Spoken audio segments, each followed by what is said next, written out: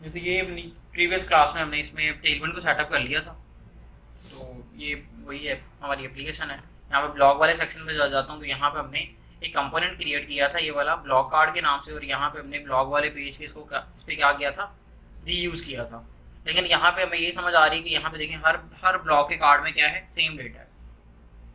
Actual में जो हमारी वेबसाइट्स बना रहे होते हैं या फिर कोई भी हम एप्लीकेशन बना रहे हैं, वहाँ पे अगर डिज़ाइन रिपीट हो रहा है लेकिन डेटा तो नया रिपीट हो रहा होता, मतलब ये लेआउट रिपीट हो रहा है। जैसे ये हर एक ब्लॉक कार्ड में ऊपर इमेज है, नीचे ये हेडिंग है लेट्स सपोज उसकी, तो आगे नेक्स्ट जब एक दूसरा ब्लॉक का डेटा होगा, लेआउट यही होगा, इमेज का साइज फॉन्ट साइज यही होगा, लेकिन डेटा डिफरेंट होगा। तो ये किस तरह से होगा, हम ये आज इसको मेनली देखते हैं। तो जिस तरह से जी बिल्कुल, यहाँ पे जैसे अब किस चीज़ को हम रीयूजेबल बना रहे हैं, कंपोनेंट्स के अंदर हमारे पास एक है ब्लॉक कार्ड। क्या है, ब्लॉक कार्ड। इसको हम क्या बना रहे हैं, रीयूजेबल बना रहे हैं। अच्छा, ये ब्लॉक कार्ड के ऊपर कुछ हमने एक्सटर्नल वो लिखा था, क्लास में लगाई थी, वो मैं रिमूव कर देता हूँ, और ये CSS की फाइल भी, क्योंकि अब हमें कोई ज़रूरत नहीं है। लेकिन कोई एग्जैक्ट फिर भी सेम आउटपुट, बस वो बॉर्डर जो उस फाइल से लग रहा था तो वो रिमूव हो गया। अच्छा, यहाँ पे देखें, ये जो हमारे पास ब्लॉक कार्ड है ये क्या है, एक फंक्शन है। क्या है, फंक्शन। क्या, जब हम जावास्क्रिप्ट में फंक्शन बनाते थे तो उसको हम रीयूजेबल जब करते थे तो हम उसमें क्या भेज सकते थे, आर्गुमेंट्स। क्या भेज सकते, आर्गुमेंट्स भेजते थे, और यहाँ पे क्या रिसीव होते थे, पैरामीटर्स। और पैरामीटर्स के थ्रू हम क्या करते थे, फंक्शन से डिफरेंट डिफरेंट आउटपुट्स रिसीव करते थे। तो यहाँ पे भी सेम वैसे ही हो सकता है। हमारा ये ब्लॉक कार्ड वाला जो फंक्शन है यानी कंपोनेंट है, ये कॉल कहाँ पे हो रहा है, हम जो उसमें आर्गुमेंट भेजते थे वो कहाँ पे भेजते थे, जहां से उसको कॉल करते थे। तो यहाँ पे हमारा ये कंपोनेंट कहाँ पे कॉल हो रहा है, हमारे ब्लॉग्स वाले पेज में, ब्लॉग वाले पेज में। यहाँ पे देखें, यहाँ पे कॉल हो रहा है। मैं फिलहाल एक को रखता हूँ और इस पे जो है वो हम टेस्ट करते हैं। यहाँ पे ये जो ब्लॉक कार्ड है, अब जब ये फंक्शन होता था तो फंक्शन को हम किस तरह से कॉल करते थे, कुछ ऐसे, फंक्शन का नेम और आगे क्या लगाते थे हम, इस तरह से पैरेंथेसिस, और उसमें हम क्या लगा अपने सारे के सारे जितने भी हम आर्गुमेंट्स भेजने वो क्या करते थे, भेज देते थे, और उधर वो रिसीव हो जाते थे। लेकिन यहाँ पे हम कॉल क्या इस तरह से कर रहे हैं, फंक्शन को हम किस तरह से कॉल कर रहे हैं, फंक्शनल कंपोनेंट की तरह। तो इसमें जो हमने वो जो आर्गुमेंट्स भेजने हैं ना, उनका तरीका थोड़ा सा डिफरेंट है। यहाँ पे क्योंकि इसको टैग की तरह हम उसको ट्रीट कर रहे हैं, तो यहाँ पे जो इसमें आर्गुमेंट्स भेजेंगे ना वो ऐसे ही होंगे जिस तरह से हम एक टैग के ऊपर एट्रीब्यूट्स भेजते हैं। जैसे एक टैग के ऊपर, जैसे हमारे पास ये डिव है, डिव को भी अगर आप कंसीडर कर लेंगे ये हमारा कंपोनेंट है। क्या है, तो इसके ऊपर ये जो हमने क्लास ने भेजा है ये क्या है, इसको हम क्या कह रहे हैं, एक एट्रीब्यूट है। क्या है, एट्रीब्यूट है। तो इस ब्लॉक कार्ड को भी अगर हम क्या कंसीडर कर लें कि ये भी हमारा एक टैग है, इसके अंदर हमने कोई डाटा पास करना है तो किस तरह से पास करेंगे, यहाँ पे एक एट्रीब्यूट भेज देंगे अपनी मर्जी से, किसी भी नेम से मैं एट्रीब्यूट भेज देता हूँ। जैसे मैंने भेज दिया एक एट्रीब्यूट भेज दिया किस नाम से, टाइटल के नाम से, और टाइटल में लिख दिया कुछ भी,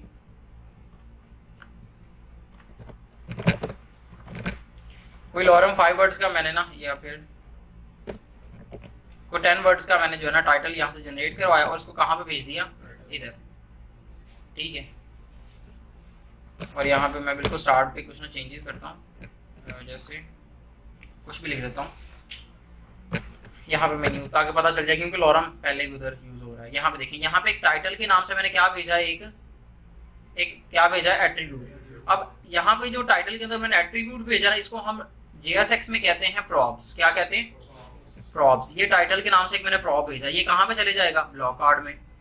ये समझ रहे, ये मैं किस तरह से नेविगेट कर रहा हूँ, कंट्रोल के साथ में क्या करता हूँ, कंट्रोल को मैंने प्रेस किया हुआ है, इसकी नेम पे आके जैसे मैं क्लिक करता हूँ तो मैं नेविगेट कर देता हूँ उसी कंपोनेंट के ऊपर, उसी फाइल, वो ऑटोमेटिक फाइल जो है ओपन हो जाती है। जैसे इसको मैं अगर बंद भी कर दूँ ना, ये देखें, ये टाइटल, ये डेटा, यहाँ पे क्या चीज कॉल हो रही है, ब्लॉक कार्ड। मुझे ब्लॉक कार्ड पे जाना है तो मैं कंट्रोल को प्रेस किया हुआ है, ब्लॉक कार्ड पे क्लिक करता हूँ, मैं ऑटोमेटिक उसी पेज पे चले जाता हूँ, क्योंकि इंपोर्टिंग इधर हुई है तो वो पाथ को एनालाइज करके उसी को ओपन कर देता है।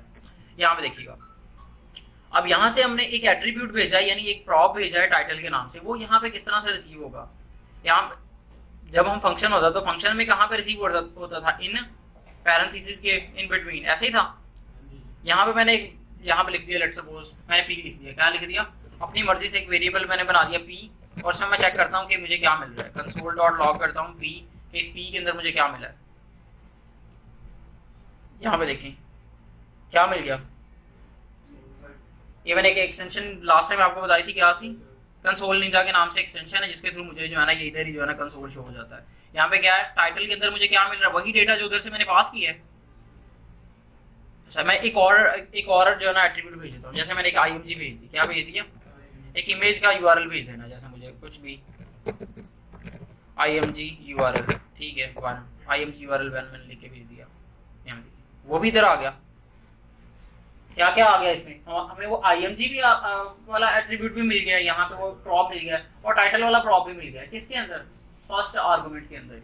किसके अंदर, फर्स्ट। और इट मींस मैं जो भी वहां से प्रॉप भेजता जा रहा हूँ वो उसका क्या क्रिएट हो रहा है, एक ऑब्जेक्ट क्रिएट हो रहा है ऑटोमेटिक, और ऑटोमेटिकली वो फर्स्ट आर्गुमेंट में मुझे रिसीव हो रहा है वो ऑब्जेक्ट।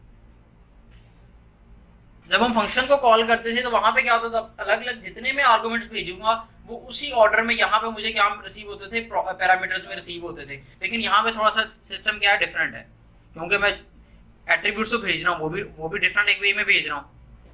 यहाँ पे मैं प्रॉप्स के थ्रू जो है ना यहाँ पे एट्रीब्यूट्स भेज रहा हूँ, और मैं जितने भी एट्रीब्यूट्स भेज रहा हूँ अपनी मर्जी से किसी भी नेम से, वो सारे के सारे उनका क्या क्रिएट हो जाता है, एक ऑब्जेक्ट क्रिएट हो जाता है। और वो ऑब्जेक्ट मुझे कहाँ पर रिसीव हो जाता है, फर्स्ट आर्गुमेंट में। उसका फर्स्ट आर्गुमेंट का यहाँ पे आर्गुमेंट का नेम तो मैं कुछ भी लिख सकता हूँ, चाहे मैं P लिख दूँ, प्रॉप्स लिख दूँ, ABC लिख दूँ, कुछ भी लिख दूँ। ये चीज़ तो आपको पता ही है ना। यहाँ पे चाहे मैं प्रॉप्स लिख दूँ, क्या लिख दूँ, नॉर्मली लोग जो है यहाँ पे प्रॉप्स लिख रहे होते हैं क्योंकि वहां से भी तो क्या पास हो रहे हैं, प्रॉप्स, तो वो माइंड में रहता है कि यहाँ पे देखें इमेज भी मिल गई है, और उस दूसरे नंबर पे मैं क्या मिल रहा है, टाइटल भी मिल रहा है। वहां से जो डेटा मैं वहां से पास कर रहा हूँ इधर मुझे मिल रहा है। अगर मैं इसको 2 बार कॉल कर दूँ, इसी तरह फंक्शन को क्या कर दूं, सेकंड टाइम भी कॉल कर दूं, और यहाँ पे मैं URL क्या कर दूं, 2, और यहाँ पे भी यहाँ पे न्यू 1 लिख देते हैं, और यहाँ पे न्यू क्या लिख देता हूँ, लेट्स सपोज मैं 2 लिख देता हूँ टेस्टिंग के लिए बस। और यहाँ पे देखिए यहाँ पे भी ये प्रॉप कितनी बार, इसको रिफ्रेश करते हैं एक बार, तो इसको एक बार रिफ्रेश करते हैं तो यहाँ पे पता चलेगा कि ये जो है ना ये कॉल हुआ है। यहाँ पे ओवर करते हैं, देखिए इमेज URL 2 भी आ रहा है और एक यहाँ से 1 भी आ रहा है, मतलब जितनी बार ये कॉल हो रहा है उतनी बार ये जो है ना डेटा आ रहा है। अच्छा, अब देखिएगा, अब मैं यहाँ पे क्या करता हूँ, जहाँ पे मैंने ये टाइटल जो है वो प्रिंट करवाया हुआ, यहाँ पे मैं क्या लगाता हूँ, वो टाइटल जो है ना जो उधर से प्रॉप्स के थ्रू आ रहा है उसको यहाँ पे कॉल कर देता हूँ। प्रॉप्स के अंदर हमारे पास क्या आ रहा है, टाइटल को मैंने यहाँ पे H2 की जगह पे क्या कर दिया, प्रिंट कर दिया। तो यहाँ पे देखिएगा यहाँ पे भी क्या आ गया, न्यू 1, और यहाँ पे क्या आ रहा है, ये चीज समझ आई है कि यहाँ से मैंने जहाँ से फंक्शन को कॉल किया था वहां से मैंने क्या पास कर दिए, यहाँ से प्रॉप्स पास कर दिए, डिफरेंट प्रॉप्स पास कर दिए, और वो डिफरेंट प्रॉप्स यहाँ पे एज अ डेटा जब रिसीव हुए प्रॉप्स वाले ऑब्जेक्ट में, तो यहाँ पे जब मैंने पास किया तो हर एक ऑब्जेक्ट ने मुझे एक यूनिक चीज रिटर्न की। क्योंकि यहाँ से मैंने यूनिक क्या पास किए थे, प्रॉप्स। यहाँ पे टाइटल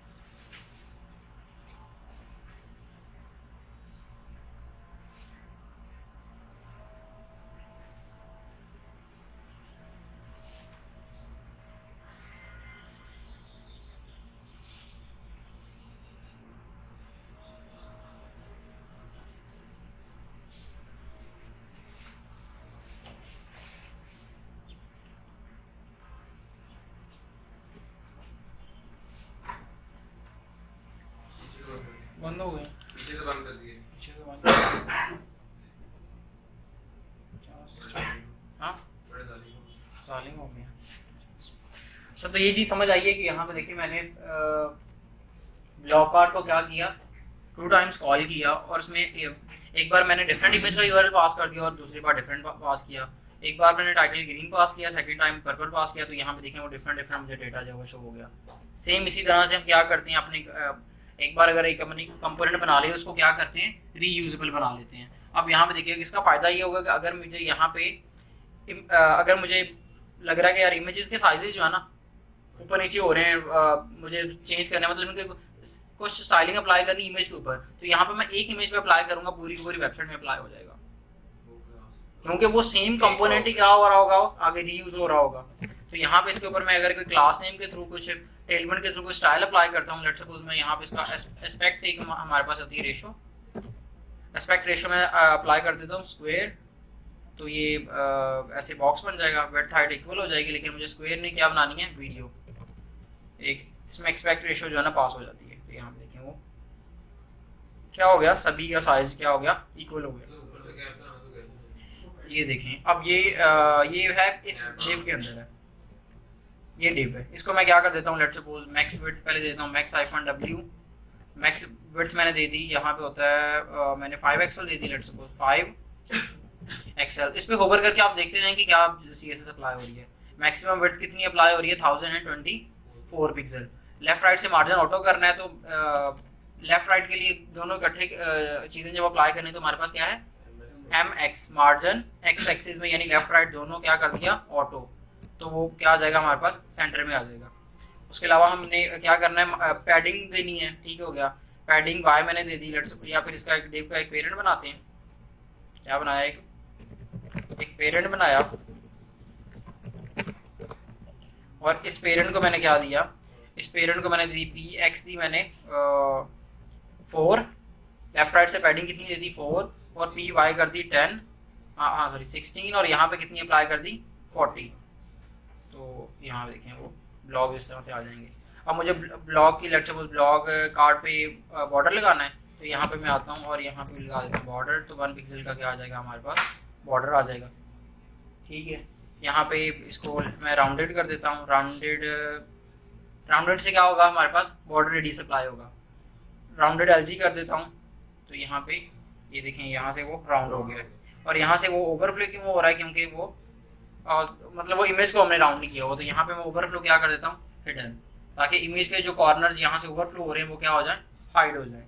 उसके अलावा हम ये जो H2 है इसको कुछ मैं स्टाइलिंग अप्लाई करता हूँ, इसको मैं पैडिंग दे देता हूँ लेफ्ट राइट और टॉप बॉटम से कितनी 8 पिक्सल की, और इसका टेक्स्ट कर देता हूँ मैं एक्सेल, टेक्स्ट क्या कर दिया एक्सेल 20 पिक्सल हो गया, और मैंने फॉन्ट को थोड़ा सा बोल्ड करना है, फॉन्ट मैंने कर दिया सेमी बोल्ड। तो ये छोटी छोटी क्लासेस हैं जिनके थ्रू जो है ना, देखिए ये आ गया ब्लॉक के कार्ड जो है ना, इसको P को मैं 1 ही कर देता हूँ, लग रहा है, और ये जो टेक्स्ट एक्सेल की है इसको LG करते हैं, ठीक है।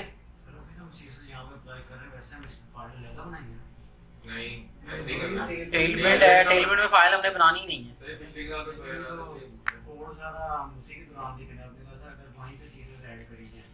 ये CSS वहीं पे ऐड हो ही नहीं रही, ये सिर्फ क्लासेस लिख रहे हैं, इनके थ्रू CSS अलग से हमारी फाइल में जनरेट ऑटो जनरेट हो रही है। क्या क्लासेस जगह ले रही हैं, क्लासेस कंबाइन हो जाती हैं, डेवलपमेंट प्रोसेस तो फास्ट हो रहा है ना यार। देखो इसके बड़े फायदे हैं, पहले एक बार इसको इम्प्लीमेंट तो करें, आपको समझ आ जाएगा। अच्छा नेक्स्ट ईयर में आपको बिल्ट इन टेलमेंट CSS मिलती है, बिल्ट इन करना ऐसे ही होता है, टेलमेंट की इम्प्लीमेंटेशन ऐसे ही है, कहीं पे भी आप थोड़ा सा उसको बिल्कुल स्टार्ट में जो था ना सेटअप वो डिफरेंट होता है, बाकी ये जो टेलमेंट की क्लासेस है ना ये हर जगह पे ऐसे ही होती हैं, चाहे आप लारावेल में कहीं पे भी चले जाएं हर जगह पे ये टेलमेंट की क्लासेस है, चाहे प्योर रिएक्ट ना यूज करें, मेनली आप सिर्फ HTML और CSS के साथ काम कर रहे हैं, उधर आपने टेलमेंट को यूज करना है, तो क्लासेस के नेम यही हैं, देखिए ना। बस क्या है, बस मैं क्लासेस हैं छोटी छोटी उनको इम्प्लीमेंट करता जा रहा हूँ और मेरा स्टाइल अप्लाई होता जा रहा है। हाँ जी समझ आ गई है। ये किस तरह से, अब मैं जितनी बार मर्जी इस कंपोनेंट को यहाँ पे बस कॉल कर दूंगा, यहाँ पे जितनी बार मर्जी इस कंपोनेंट को मैं कॉल कर दूँ यहाँ पे वो आ जाएगा। सही है, समझ आ गई। अब इसमें मैं डेटा क्या करूँगा, डिफरेंट डेटा पास करता जाऊँगा। अब डेटा ये जो है, ये जो डेटा ये हमें कहाँ से आ रहा होता है, मोस्ट ऑफ द केसेस हमें जी सर डेटा में कहाँ से आ रहा होता है, डेटाबेस में से। तो यहाँ पे मैं कंसीडर कर लेता हूँ जब डेटाबेस में से डेटा आएगा तो हमारी, क्योंकि नो सीक्वल डेटाबेस है बल्कि एसक्यूएल डेटाबेस भी हो, तो जब डेटाबेस में से हमें डेटा आता है, ये एक क्लास से इन ब्लॉक्स का डेटा अगर कंसीडर कर ले तो क्या आएगी, क्या आएगी, एक एरे आएगी जिसमें हर एक आगे ब्लॉक का क्या होगा, एक ऑब्जेक्ट होगा। क्या होगा, एक मेरे पास ब्लॉक्स हैं, जैसे ब्लॉक्स के नाम से एक अरे होगी, किसी भी नाम से हो सकती है, मैं बस कंसीडर कर रहा हूँ कि एक अरे तो मिलेगी, ठीक है। उसके अंदर हर एक ब्लॉक का क्या होगा, आगे ऑब्जेक्ट, हर एक ब्लॉक का टाइटल होगा और हर एक ब्लॉक की क्या होगी, इमेज होगी। ठीक हो गया। और कुछ डिस्क्रिप्शन हो सकती है, और यहाँ पे मिसाल के तौर पे मैं कुछ डिस्क्रिप्शन भी ले लेता हूँ, हल्की सी, जो सब टाइटल होगा, क्या होगा, कोई सब टाइटल भी हो सकता है ब्लॉग का, आप पे डिपेंड करता है। यहाँ पे इसी तरह से बाकी सारे ब्लॉग्स होंगे, ऐसा ही है।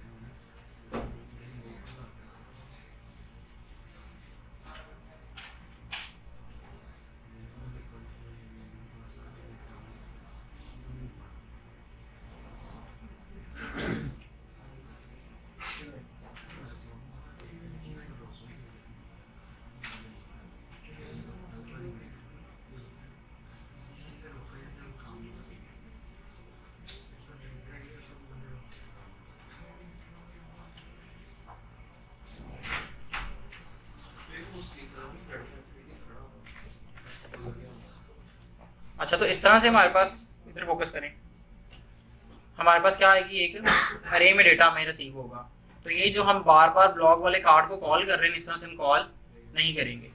यहाँ पे हम क्या करेंगे, लूप, यहाँ पे क्या करेंगे, एक लूप चलाएंगे, और जिसके थ्रू जितने भी हमारे पास ब्लॉक के अंदर ये जो ब्लॉक्स वाली अरे है, इसके अंदर जितनी भी आइटम्स एग्जिस्ट करती हैं, आइटम को मैं किस चीज को मैं आइटम कह रहा हूँ, ये हर एक ऑब्जेक्ट, इसको हम क्या कह रहे हैं, हर एक इस अरे की हर एक आइटम।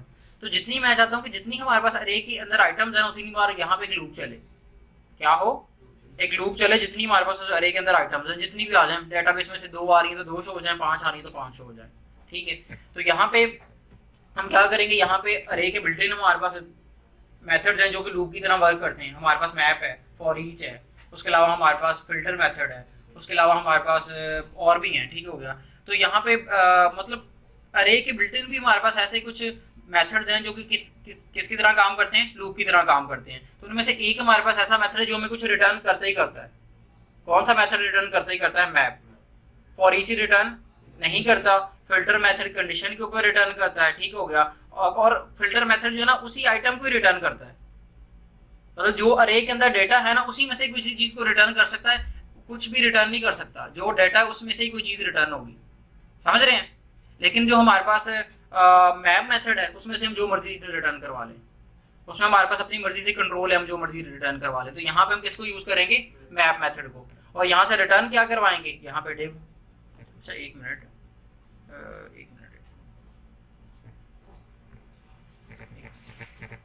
ब्लॉक कार्ड, अच्छा ये ब्लॉक कार्ड नीचे थे, ओके।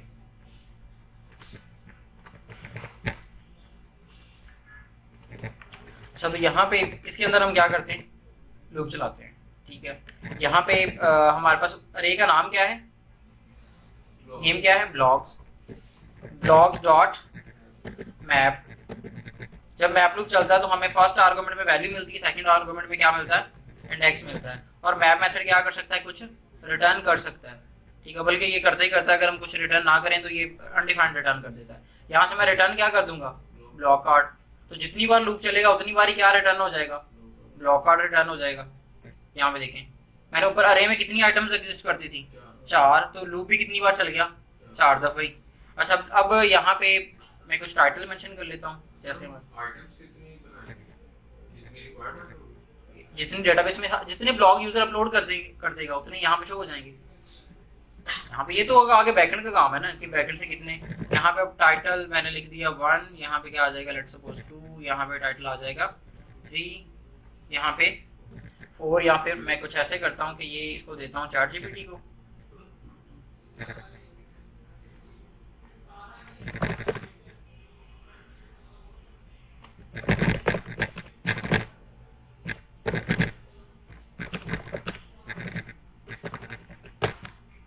इस तरह से हमारे लिए जो है ना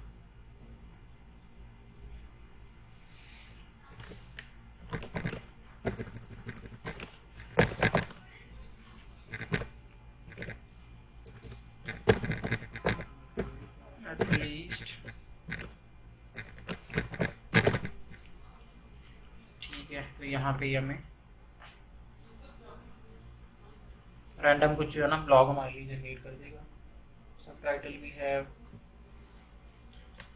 तो यही क्या होगा, यही सेम डाटा हमें कहाँ से मिल जाएगा, हमें डेटाबेस में से मिल जाएगा। इसी को मैंने कॉपी किया सर, एक को कॉपी और इसको हम पेस्ट कर देते हैं यहाँ पे। लॉग्स में मैंने क्या कर दिया, उसको पेस्ट कर दिया। अब ये जो ब्लॉग्स के ऊपर लूप चल रहा है, सबसे पहले टाइटल को यहाँ से भेजते हैं। फील्ड का नाम क्या है, जब ये लूप चल रहा होगा तो वी के अंदर हमें पूरा का पूरा क्या मिल रहा होगा, वो पूरी आइटम मिल रही होगी, उसके अंदर उसका टाइटल भी होगा। अच्छा इसने जेसन फॉर्मेट बना दिया, इसको ऑब्जेक्ट कहना था, चलें कोई फर्क नहीं पड़ता। तो यहाँ पे हम क्या कर देते हैं इसको, V dot title, V dot title जो है वो इधर आप क्या कर दो, पास कर दो। यहाँ पे देखो अब ये थोड़ा सा, अब ये सही फॉर्मेट में। ब्लॉक कार्ड के अंदर एक हमने इमेज का यूआरएल पास किया हुआ, एक क्या पास किया हुआ है, टाइटल पास किया, और टाइटल में हमने क्या पास कर दिया, जो आइटम में का टाइटल आ रहा है वो इधर हमने टाइटल पास कर दिया। तो यहाँ पे देखिएगा डिफरेंट डिफरेंट क्या आ गया, हमें हमारे पास ब्लॉग्स आ गए। कितने आ गए, 10 मैंने कहते 10 यहाँ पे आ गए। अब जो इसके नीचे हमने क्या साथ में एक सब टाइटल भी मैं भेजता हूँ, सब टाइटल भी जो मैं यहाँ पे भेज देता हूँ, और सब टाइटल भी हम उसने भेजा है, वी डॉट सब टाइटल की फील्ड है। और इसे मैच 2 के नीचे क्या बना लेता हूँ, लेट्स सपोज एक पैराग्राफ बना लेता हूँ, और उस पैराग्राफ में उसको मैं क्या कर देता हूँ, शो। ये प्रॉप्स के अंदर आपके पास क्या आ रहा है, प्रॉप्स डॉट सब टाइटल आ रहा है, उसको क्या कर दो, यहाँ पे जो है वो शो कर दो सब टाइटल। और यहाँ पे टेक्स्ट हाइफन हमने एसएम कर देना है। सर्वर डाउन हो गया, कौन सा सर्वर, अच्छा उसके अलावा यार नहीं वो इधर ही है, मेरी बात होगी सर, मेरी बात होगी है। अच्छा यहाँ पे देखें, यहाँ पे जो हमारे पास सब टाइटल आ रहा है, इसकी जो है ना बहुत हम चाहते हैं कि यार दो लाइनें हैं, उसके बाद क्या आ जाए, डॉट डॉट डॉट्स आ जाए, जिस तरह से यूट्यूब या और डिफरेंट जो है वो प्लेटफॉर्म्स पे होता है। उसमें ये ऐसे नहीं होता कि वो कार्ड ऊपर नीचे जा रहा है, उसमें सारी जो है ना वीडियोस जो है ना एक मतलब कहीं पे ब्लॉग भी है, ये कहीं पे भी है, हमारे पास वो एक स्टैंडर्ड फॉर्मेट में रहती हैं। ठीक हो गया, मिसाल के तौर पे मैं चाहता हूँ कि 2 लाइनें आए, 2 लाइनों के बाद क्या आ जाए, आगे 3 डॉट्स आ जाए, और नीचे रीड मोड का जो हम बटन लगा देंगे। ठीक है, तो यहाँ पे हमारे पास टेलमेंट सीएसएस की एक लाइन है जिसका नाम है लाइन क्लैम्प। क्या है लाइन, यहाँ पे मैं बता सकता हूँ कि कितनी लाइनें जो है ना आपने शो करवानी, उनके बाद जो है वो डॉट्स लगा देने। तो यहाँ पे मैंने लाइन क्लैम्प में क्या पास कर दिया था, लाइन क्लैम्प -2 पास किया, तो वो 2 लाइनें दिखाएगा, उसके बाद क्या आ जाएगा, आगे फर्दर जो है वो। अच्छा यहाँ पे एक तो मैं ये सब टाइटल और इन दोनों को मूव कर रहा हूँ इस डिव के अंदर, और ये जो मैंने पैडिंग लगाई है ना, क्योंकि पैडिंग मुझे इस पैराग्राफ में भी चाहिए, तो ये मैं पैडिंग जो ना इस आउटर डिव पे लगा देता हूँ ताकि वो दोनों पे इम्प्लीमेंट हो जाए, क्योंकि वो यहाँ से देखिएगा अब ये दोनों पे ही इम्प्लीमेंट हो रही है। ये एसएम की बजाय मैं एक्सेस करता हूँ, एक्स्ट्रा स्मॉल, तो ये हो गया। और ये टाइटल भी मुझे अभी बड़ा लग रहा है, तो टाइटल को मैं हम कर देते हैं, टाइटल को नॉर्मल बस जो भी डिफ़ॉल्ट पे साइज होता है वही कर देते हैं। हाँ जी ठीक है, और यहाँ पे जो पैडिंग है इसको मैं अगर 2 कर दूँ,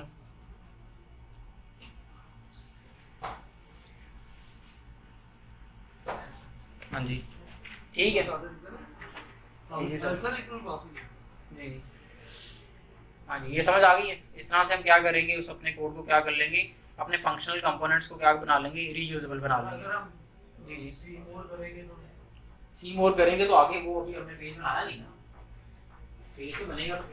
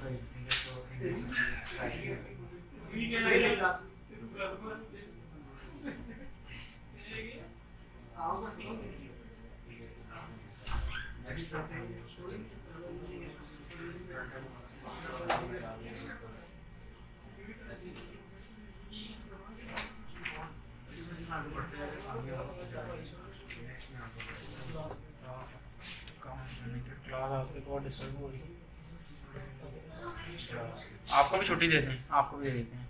अच्छा यहाँ पे इमेजेस भी अगर रैंडम चाहिए तो हमारे पास एक मैंने बताया था आपको, एक रैंडम इमेजेस लॉरम एक्चुअल में ना जो उसने दी है वो उसने इमेजेस नहीं दी, उसने बस ना वहां पे लिख दिया है, यहाँ पे देखिए वहां पे उसने लिख दिया है example1 example2 एग्जाम्पल, उसने वो रैंडम इमेजेस हमें नहीं प्रोवाइड की। मतलब जब हम डेटाबेस में से कॉल कर रहे होंगे तब वहां से हमें सही इमेजेस मिलेंगी। यहाँ पे हमारे पास एक यूआरएल था जिसमें हम ये आईडी चेंज करते थे तो हमें डिफरेंट इमेजेस मिलती थी। तो इसी यूआरएल को मैं यहाँ से कॉपी करता हूँ और यहाँ पे मैं पास कर देता हूँ जहाँ पे हम IMG का यूआरएल पास कर रहे हैं, या फिर ऊपर इधर ही क्या करता हूँ मैं, ये जो IMG है यहाँ पे वो मैं यूआरएल क्या कर देता हूँ, पेस्ट कर देता हूँ और यहाँ पे 237 की जगह मैं क्या लगा देता हूँ, या फिर इसी को कॉपी किया हुआ मैंने इधर नीचे इस यूआरएल को यहाँ पे देखें मैंने सेलेक्ट किया, इतने पार्ट को सेलेक्ट किया, सारा सेलेक्ट हो गया। ठीक है, अब मैं इसको क्या करता हूँ, कंट्रोल अगर बैकटिक कर लूँ और इसको डिलीट करूँ, नहीं खराब हो जाना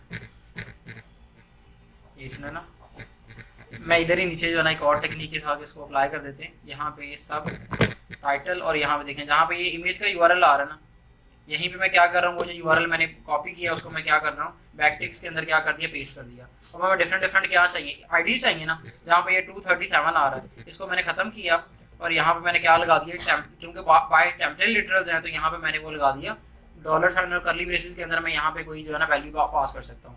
यहाँ पे मैंने पास कर दिया आई, बाहर से आई आ रहा है तो आई की वैल्यू जो आगे जो है पास हो जाएगी। तो डिफरेंट इमेजेस जो है यहाँ पे ये देखें, अब यहाँ पे वो इसके साथ में कुछ अगर प्लस कर दूँ, प्लस 200 इससे पहले प्लस कर दूँ तो वो उससे जो है रैंडम इमेजेस जो है जनरेट हो जाए, जहाँ पे उसको मिल रही है इमेजेस वो शो होती जा रही है।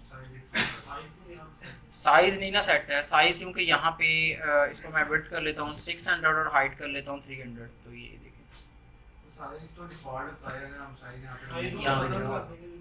नहीं रिमूव नहीं करना होता एक्चुअल में। जब हमें डेटाबेस में से डेटा मिलता है तो इमेजेस एक साइज की ही होती हैं, क्योंकि जहां से हम इमेज को अपलोड करवा रहे होते हैं वहां पे हमने क्रॉपिंग वाला फीचर यूजर को दिया होता है, और हम डिजायर्ड साइज, जैसे आप इंस्टाग्राम या कहीं पे अपनी मर्जी का साइज अपलोड कर सकते हैं अपनी प्रोफाइल पिक। नहीं, वो क्या करता है जब आप पिक्चर अपलोड करते हैं आपसे क्रॉप करवाता है, कहता है कि इस साइज की मतलब इस रेशो में ही रहेगी इमेज, ठीक है। तो यहाँ पे जब हम अपने ब्लॉग में, इस ब्लॉग में अगर हम अपलोड वाला फीचर ऐड करेंगे तो हम उसमें भी क्रॉप लगाएंगे कि यूजर जो है ना फिक्स एक साइज की इमेज अपलोड कर सकता है। तो ये ऊपर नीचे वाला ये जो इमेजेस जा रही है ना, ये होगा ही नहीं, तब हमें वो एस्पेक्ट वगैरह लगाने की भी कोई जरूरत नहीं होगी, क्योंकि इमेजेस सारी सेम साइज की हमें मिलेंगी।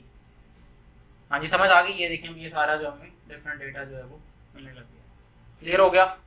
इस तरह से हम रीयूजेबल बना के अपने कोड को जो है ना, रिएक्ट में यही रिएक्ट का मेन हमारे पास बेनिफिट है कि हम इस तरह से हम कोड को रीयूजेबल बना लेते हैं। और देखें इसमें कितनी हमारी मेहनत हुई है, काफी किधर हुई है, बहुत कम मेहनत है। यही काम अगर वनीला जावास्क्रिप्ट से करना होता तो फिर उधर बहुत मुश्किल था। और इधर ये फर्स्ट टाइम है, बाद में आपने जब बस आसानी से हो जाना है, वो मुश्किल नहीं है सर।